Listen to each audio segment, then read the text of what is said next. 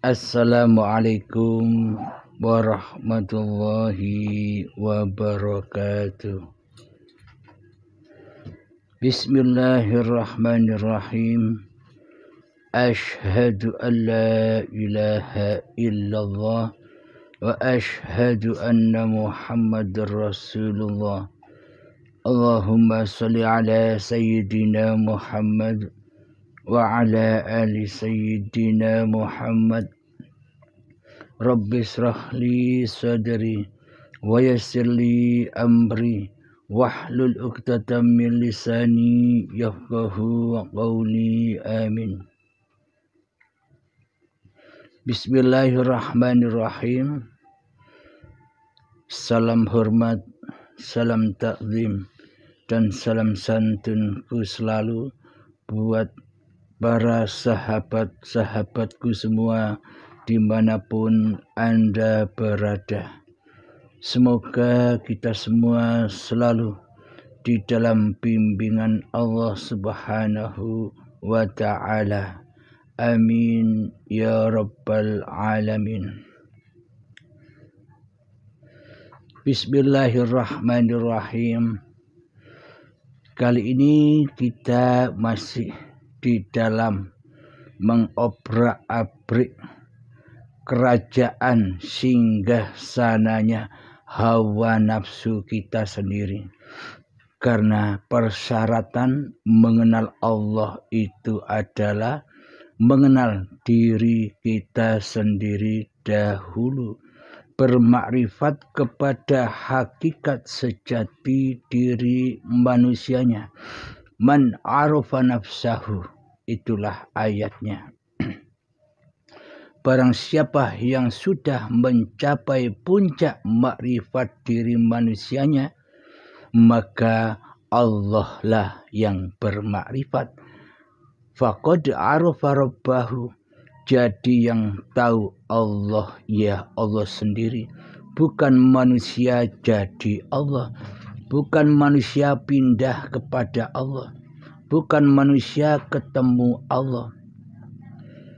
Maksud ma'rifatullah adalah manusia yang sudah kembali ke asal ketiadaannya. Itulah yang dimaksud ma'rifatullah, bukan ma'rifat manusianya. Alhamdulillahirabbil alamin. Mari kita bacakan intai singgah sana musuh-musuh kita selama ini, agar kita tahu, agar kita mengenali siapa sih musuh-musuh kita selama ini. Kami bacakan di dalam surat Al-Insan. A'udzu billahi minasyaitonir rajim. Bismillahirrahmanirrahim. Hal ata 'alal insani hinim minad dahri lam yakun syai'an madhkura.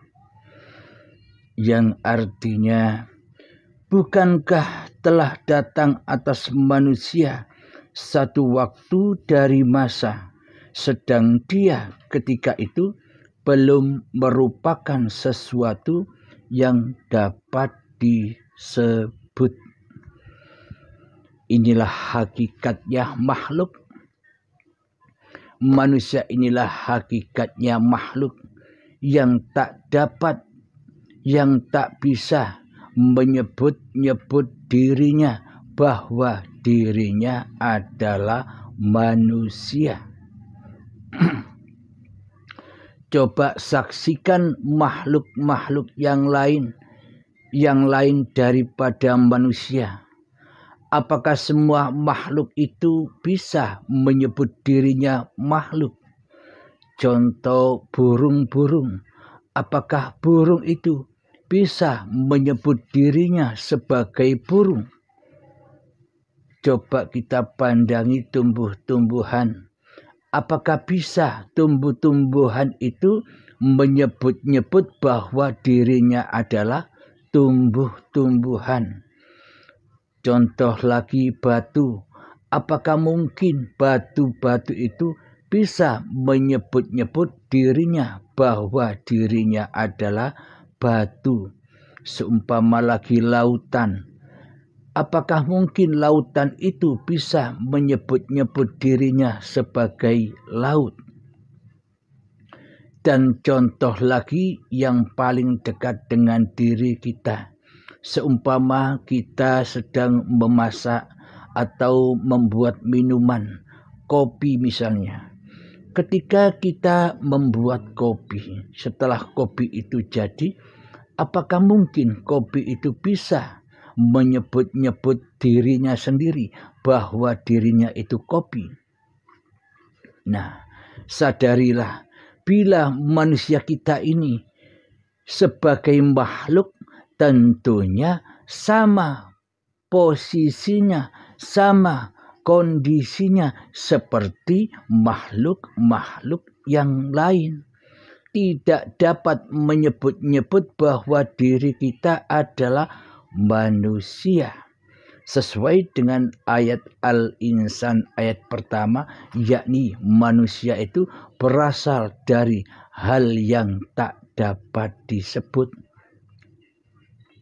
Karena sesungguhnya yang bisa nyebut-nyebut itu siapa? Bukan makhluknya. Yang bisa nyebut-nyebut itu bukan makhluknya. Yang bisa nyebut-nyebut adalah penciptanya.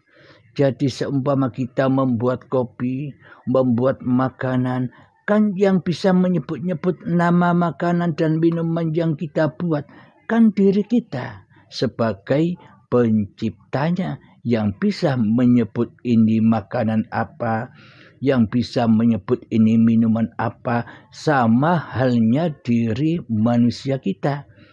Bila diri kita manusia ini memposisikan diri sebagai makhluk, maka kita akan menyaksikan Tuhan pencipta diri kita. Karena selama ini kita merasa jadi Tuhan, karena kita selama ini merasa jadi rajanya manusia yang bisa, yang berkuasa, yang merasa hidup, maka kita buta akan siapa pencipta diri manusia kita. Karena seolah-olah kitalah pencipta hidup dan badan kita sendiri, seolah-olah demikian. Tapi kita tidak menyadarinya selama ini. Karena hawa nafsu telah menyesatkan manusia kita selama ini. Hawa nafsu selalu menyuguhkan buah khuldi yang ada di dalam dada ini. Hai fulan, ini hidupmu sendiri, ini badanmu sendiri, ini milikmu, ini anakmu, ini istrimu, ini hartamu, ini amal-amalmu, ini solat-solatmu, ini ibadah-ibadahmu. Semuanya disuruh mengaku-akui bahwa semua yang terjadi atas diri manusia kita adalah milik kita sendiri. Sehingga hati kita tidak bisa roji'un kepada Allah. Sehingga hati kita tidak bisa mi'rad kepada Allah. Karena sangat butanya mata hati kita. Maka dari itu, inilah sejarah-sejarah manusianya, agar kita bisa mengintai, mengobrak-abrik kerajaan yang selama ini kita anut, keyakinan dan keimanan yang selama ini kita peluk di hati kita, yakni nyembah hawa nafsu kita sendiri daripada mengabdi dan menyembah kepada Sang Pencipta diri manusia kita selama ini. Mari kita lanjutkan di dalam surat Al-Insan ayat yang kedua. Inna khalaqnal insana min nutfatin amsyajin nabtalihi waja'alnahu sami'an basira. Artinya, sesungguhnya kami telah menciptakan manusia dari setetes mani yang bercampur, yang kami hendak mengujinya dengan perintah dan larangan. Karena itu kami jadikan dia mendengar dan melihat. Jadi yang menjadikan mendengar dan melihat itu siapa? Selama ini kan seolah-olah kita yang bisa mendengar dan yang bisa melihat. Karena itulah selama ini kita buta akan perintah dan kita buta akan larangan. Maksudnya bagaimana? Kita buta perintah Allah secara hakikatnya dan kita buta dengan larangan Allah secara hakikatnya. Selama ini kita hanya melek. Selama ini kita hanya memandang perintah Allah dan larangan Allah sebatas syariat saja, sebatas laku badania saja, sebatas laku lohiriyah saja. Jadi perintah secara dohir itu melaksanakan perintah Allah, yakni beribadah secara ragawi, secara syariat. Dan larangannya adalah meninggalkan semua apa yang dilarang oleh Allah, yakni fahsya wal munkar secara dohiriyah, secara syariatnya. Karena kita selama ini masih mentuhankan hawa nafsu kita, karena selama ini kita belum bertuhan, karena itulah yang disaksikan hanyalah bentuk-bentuk perintah dan larangan secara dohiriyah saja, yang mana di dalamnya seolah-olah dan seakan-akan kitalah sebagai penguasa di dalam perintah dan penguasa di dalam larangan itu sendiri. Karena kita yang masih menjadi Tuhan, seolah-olah kitalah yang mampu mengerjakan perintah-perintah Allah, dan kita merasa mampu, merasa berkuasa meninggalkan larangan-larangan Allah. Jadi yang menjadi Tuhan di dalam hati kita selama ini masih hawa nafsu kita sendiri. Karena di dalam hati kita masih belum bertuhan.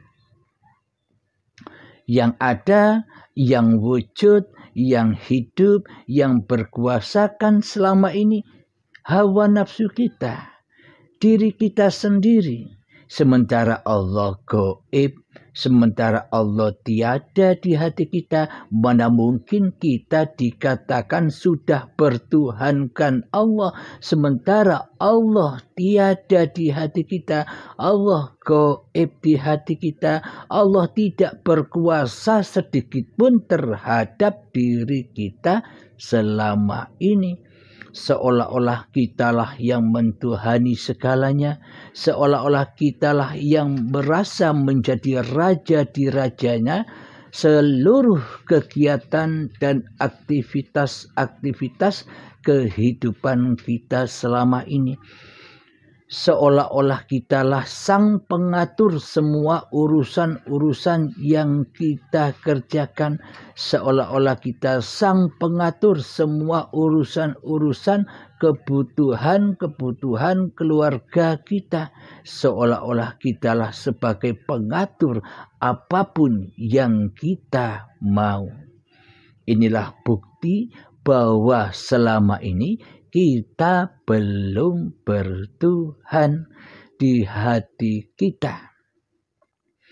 Karena untuk bertuhan itu maka manusianya harus rela, harus ridho, tumbang dari kerajaan hawa nafsunya, kembali kepada rahmatullah, rahmatnya Allah. Jadi pahamilah pemaparan ini, tafakurilah di dalam hati kita ini. Itulah singgah sana musuh yang selama ini kita imami di dalam hati kita. Selama ini kita tak berimam kepada Allah, kita tak berwalikan kepada Allah, kita tak mengikuti atau kita tak menyembah Allah, tak mengabdi kepada Allah, akan tetapi kita selama ini menjadi abdinya hawa nafsu kita sendiri di hati kita. Jadi semuanya dirampas oleh hawa nafsu kita sendiri. Hidup diakui sebagai hidup manusianya, badan diakui sebagai badan manusianya, ilmu diakui sebagai ilmu manusianya, ibadah diakui sebagai ibadah manusianya. Sedangkan di dalam doa iftitah sudah dijelaskan oleh Sang Kekasih, oleh Allah sebagai pencipta manusia. Inna solati wa nusuki wa mahyaya wa mamati lillahi rabbil alamin.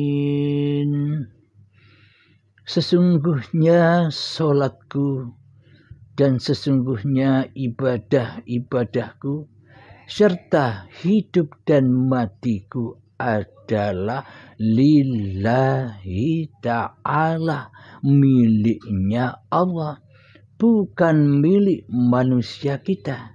Akan tetapi praktek hati kita selama ini bagaimana? Tentunya lillahnya kan sudah terganti. Lillahnya sudah terhapus di hati kita menjadi linafsi, milikku hamba. Jadi solatku, ibadahku, hidup dan matiku adalah milikku sendiri. Itu kan praktek selama ini di hati kita. Itulah nyatanya bahwa selama ini kita belum bertuhan, kita belum masuk Islam, kita belum mu'allaf di sisi Allah. Alhamdulillahirabbil alamin. Semoga bisa dipahami. Mari kita lanjutkan suratnya. Ayat yang ketiga. Inna hadainahu sabila imma syakiran wa imma kafura. Artinya, sesungguhnya kami telah menunjukkan jalan yang lurus. Ada yang bersyukur dan ada pula yang kafir. Jadi jalan menuju Allah itu sudah ditunjukkan di dalam Al-Quranul Karim. Bahwa jalan yang lurus itu bagaimana, jalan yang kufur itu bagaimana.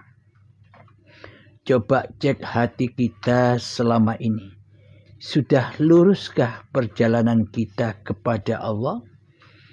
Semua perjalanan, semua aktivitas kita seluruhnya selama ini sejak detik-detik akil baligh tiba hingga setua ini, jatuhnya seluruh pengakuan-pengakuan yang selama ini kita kerjakan di dalam apapun, bahkan ibadah dan sholat, jatuhnya kepada hawa nafsu kita sendirilah sebagai pemiliknya, sebagai penguasanya daripada Allah.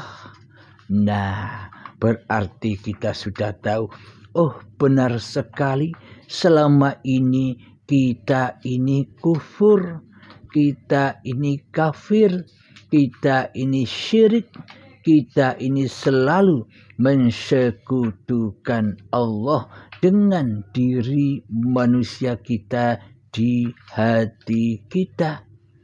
Inilah bukti bahwa perjalanan kita selama ini tersesat dan menyimpang jauh dari jalan yang lurus di sisi Allah. Selama ini kita hanya menganggap jalan kita ini lurus-lurus saja di sisi hawa nafsu kita sendiri. Seolah-olah dengan sholat yang kita kerjakan, kita sudah lurus jalannya. Ketika kita melaksanakan ibadah-ibadah yang kita lakukan, seolah-olah kita lurus jalannya di sisi hawa nafsu kita sendiri. Karena hawa nafsulah sebagai raja di rajanya diri kita selama ini di hati kita, sehingga seluruh amal perbuatan kita, sehingga seluruh ibadah-ibadah kita, sehingga seluruh sholat-sholat yang kita kerjakan, sehingga seluruh sedekah-sedekah, sehingga seluruh perbuatan-perbuatan yang kelihatannya perbuatan baik di sisi manusia kita, seluruhnya hancur lebur dan fana, dimakan, dibakar habis oleh hawa nafsu kita sendiri selama ini. Maka dari itu sadarilah. Maka dari itu renungkanlah kesalahan-kesalahan kita di dalam beragama dan bertuhan selama ini. Beragama dan bertuhan kita selama ini kan di sisi manusia, di sisi hawa nafsu kita sendiri. Seolah-olah kitalah pelaku kehidupan ini, seolah-olah kitalah yang bisa menyebut-nyebut bahwa diri kita adalah manusia, bahwa diri kita adalah makhluk. Mana mungkin makhluk bisa menyebut dirinya makhluk? Jadi kalau makhluk itu takkan pernah bisa menyebut-nyebut dirinya sebagai makhluk. Seperti halnya makhluk-makhluk lainnya selain manusia. Maka dari itu semoga kita bisa menyadari akan seluruh kesalahan-kesalahan kita, agar kita bisa kembali ke jalan yang lurus. Jadi pintu kembali manusia ke jalan yang lurus ini ada dua jalan, kematian di dunia atau kematian di akhirat. Baiatan di dunia atau baiatan secara paksa dan siksa ketika saat hari pembalasan, hari perhitungan, yakni di dalam syakaratul maut, diambil paksa dengan siksa dan azab yang pedih. Semoga kita selalu mendapatkan petunjuk dari Allah Subhanahu wa ta'ala untuk berbenah, untuk bersiap-siap, yakni mati sebelum mati. Itulah jalan keselamatan, itulah jalan yang lurus, itulah ihdinas siratal mustaqim siratal ladzina an'amta alaihim. Itulah jalan yang dimaksud oleh Allah Subhanahu wa ta'ala, meluruskan hati kita terhadap Allah. Jadi manusianya sudah tak ada lagi, yang ada hanya Allah. Itulah yang dimaksud jalan yang lurus. Mari kita lanjutkan ayatnya yang keempat di dalam surat Al-Insan. Inna a'tadna lil kafirina salasila wa aghlala wa sa'ira. Sesungguhnya kami menyediakan bagi orang-orang kafir rantai, belenggu, dan neraka yang menyala-nyala. Jadi rantai belenggu neraka yang menyala-nyala itu adanya ya saat bahan bakarnya masih ada. Kapan? Ya sekarang ini. Kan bahan bakarnya neraka itu kan dari badan-badan manusia dan hati yang keras melebihi kerasnya batu. Kapan itu? Ketika manusia belum mengenal Tuhannya, ketika manusia belum bertuhankan Allah, melainkan mentuhankan hawa nafsunya sendiri. Bagi siapa neraka yang menyala-nyala itu? Bagi manusia yang belum kedatangan Kanjeng Nabi Muhammad sallallahu alaihi wasallam, bagi manusia yang belum mengenal hakikat Muhammad Rasulullah sallallahu alaihi wasallam. Bagi merekalah belenggu-belenggu disiapkan. Maksudnya bagaimana belenggu-belenggu itu? Ketika kita di dalam hati kita selama ini mentuhankan, berwalikan kepada hawa nafsu kita sendiri selama ini, daripada mentuhankan, daripada berwalikan Allah Subhanahu wa ta'ala sebagai Tuhan pencipta manusia kita, maka selama ini kita dibelenggu oleh Allah, dibelenggu dengan segala aturan-aturan, dibelenggu dengan segala syariat-syariat yang kita kerjakan. Kenapa kok menjadi belenggu syariat-syariat yang kita kerjakan itu? Menjadi belenggu bagi kita karena di dalamnya kita menjadi Tuhannya syariat. Kita menjadi Tuhannya hukum-hukum. Kita menjadi Tuhannya hawa nafsu kita. Kita menjadi Tuhannya dunia, yang mana di dalam hati kita cinta terhadap selain Allah. Itulah belenggu-belenggu yang mengikat di leher manusia. Memang tak kelihatan, akan tetapi hakikatnya bisa dirasakan dengan nyata. Belenggu-belenggu itu bila Anda sudah mengalami kematian, bila Anda sudah mengalami kembali kepada Allah, akan menyadari itu semua. Sebelum Anda bertuhan, maka Anda tak akan pernah sadar, tak akan pernah bisa tahu hakikat neraka itu yang bagaimana. Nanti ketika bila hati Anda sudah menjadi mu'alaf, sudah bertuhankan kepada Allah, Anda akan tahu dengan nyata hakikat neraka di sisi Allah, hakikat belenggu di sisi Allah. Jadi hakikatnya istri, anak, harta itu semua fitnah. Ilmu, amal, ibadah yang kita lakukan semua itu fitnah ketika hati kita belum bertuhan. Maksudnya fitnah itu apa? Selalu membelenggu leher kita, selalu membelenggu hati kita.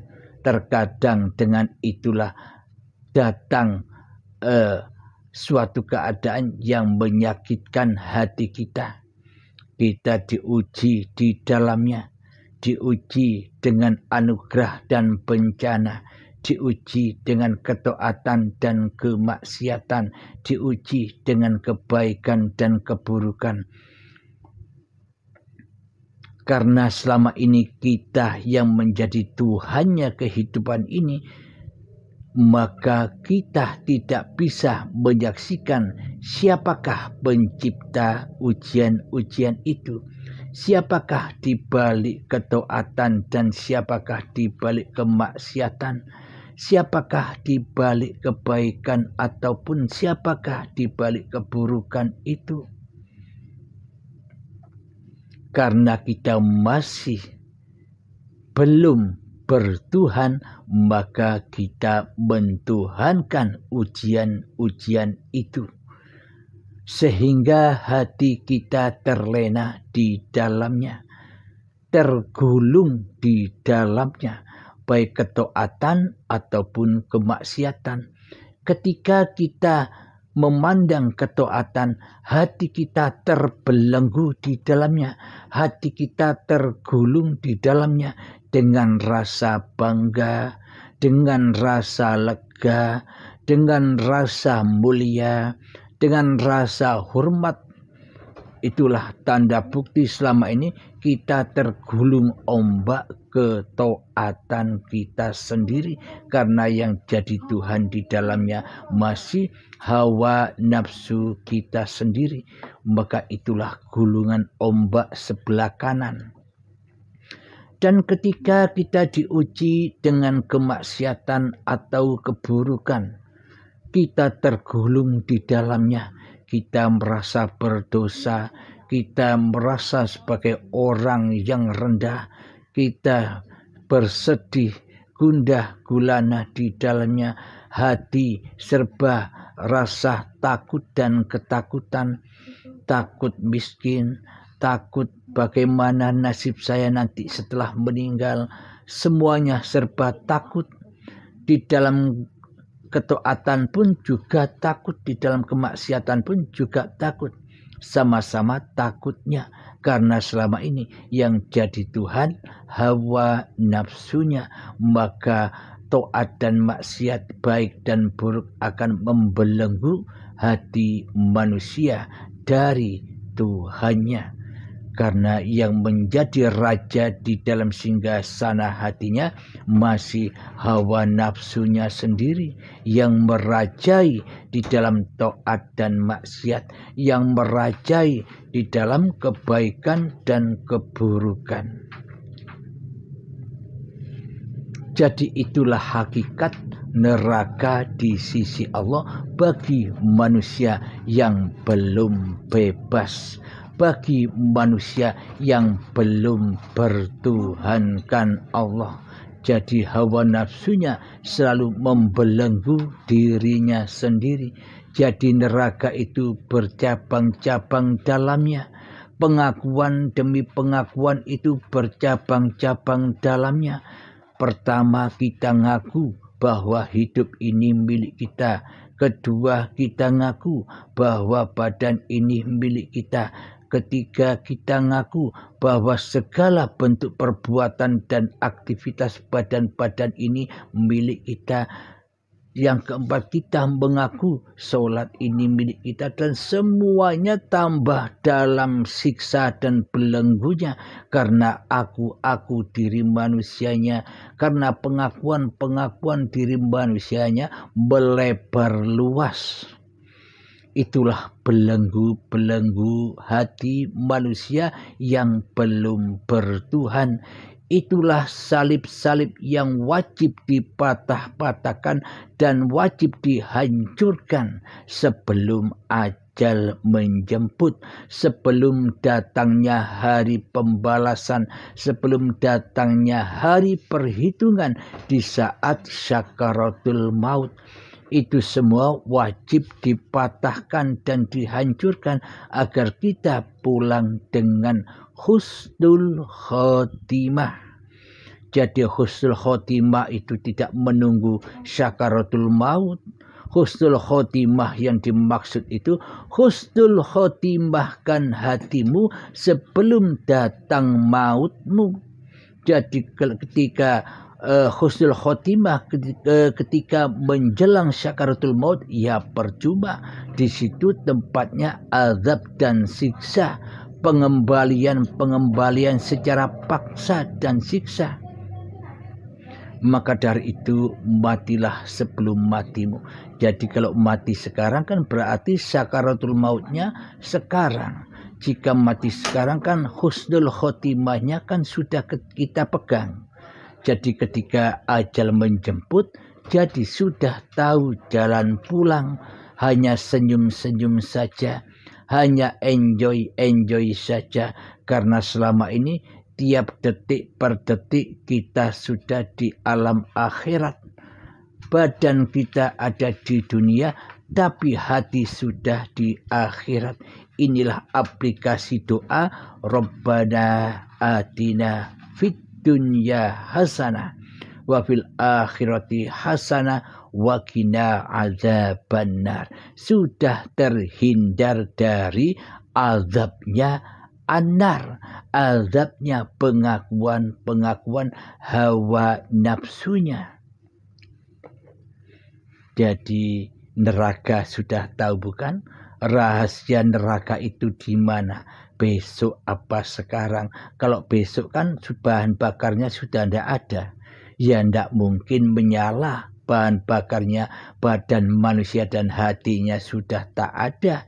Ketika manusia sudah kembali inna lillahi wa inna ilaihi raji'un, adanya bahan bakar neraka itu ya sekarang ini, yang saat ini membelenggu jiwa-jiwa manusia yang mati kesadarannya, yang mati dalam berketuhanannya, yang disembah, yang diabdi, yang dijadikan raja di rajanya hati selama ini hawa nafsunya.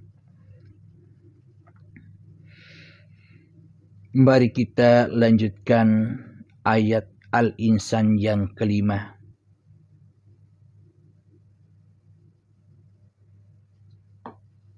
Saya kira sampai ayat keempat saja.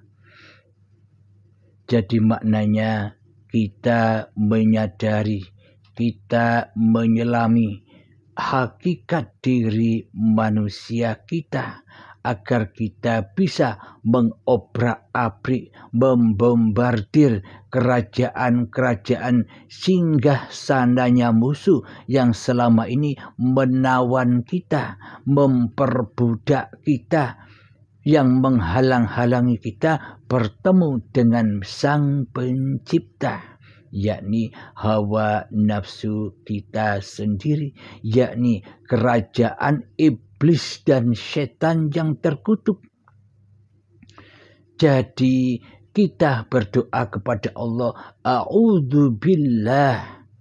Bagaimana mungkin kita bisa berlindung kepada Allah bila kita belum bertuhan? Jadi selama ini kita hanya berlindung kepada Tuhan hawa nafsu kita sendiri. Kita selama ini tak pernah berlindung kepada Tuhan. Bagaimana mungkin kita berlindung kepada Tuhan, kepada Allah dari godaan setan yang terkutuk, yang ternyata yang jadi setan yang terkutuk selama ini adalah diri kita sendiri. Karena hati kita buta selama ini, maka kita tidak tahu bahwa hakikat setan yang terkutuk, setan yang nyata itu adalah diri kita sendiri ketika kita belum bertuhankan Allah.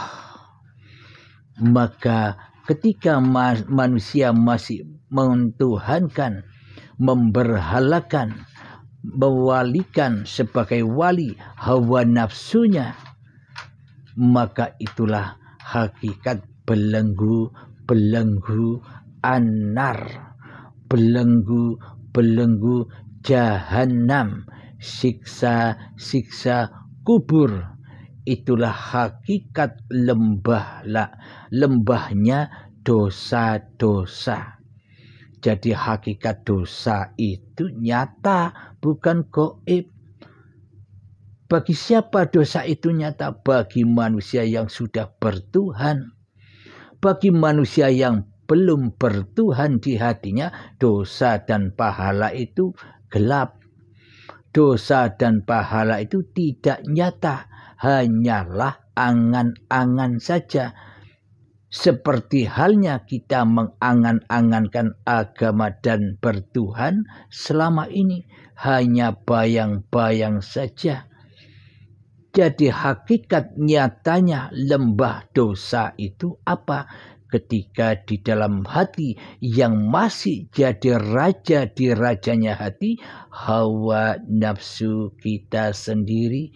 Ketika kita masih di lembah dosa, ketika kita masih di lembah neraka, ketika kita masih di dalam singgah sananya setan yang terkutuk, selamanya kita tidak akan pernah bebas.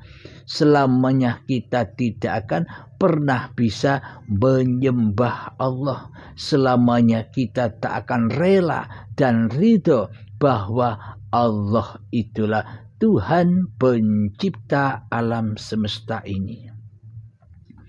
Maka dari itu, semoga saya dan semoga kita semua selalu di dalam bimbingan Allah Subhanahu wa ta'ala. Alhamdulillahirabbil alamin. Semoga kita semua termasuk saya menjadi ahlillah, keluarganya Allah. Maksudnya bukan keluarga seperti di alam tauhid ini. Maksudnya keluarga Allah itu manusianya harus tiada dulu. Manusianya harus kembali ke asalnya dulu. Yakni hal yang tidak dapat disebut. Kalau manusia sudah tak bisa disebut, berarti manusia itu kan tak ada. Berarti manusia itu kan gaib. Bila manusia tak ada, bila manusia itu gaib, apakah mungkin manusia bisa menyebut dirinya sebagai manusia? Jadi yang menyebut diri manusia ini sebagai manusia itu siapa? Makhluknya ataukah Sang Khalik, pencipta manusia? Selama ini kan Sang Khalik tidak ada bagi kita. Yang ada hanyalah kita sendiri di hati kita yang merajai seluruh apa-apa yang kita bisa sebutkan selama ini. Kita bisa menyebut diri kita sebagai manusia. Kita bisa menyebut badan ini sebagai badannya manusia. Kita bisa menyebut sholat ini sholatnya manusia. Kita bisa menyebut ibadah ini ibadahnya manusia. Dan kita bisa menyebut apa-apa dan siapa-siapa yang ada di antara kita.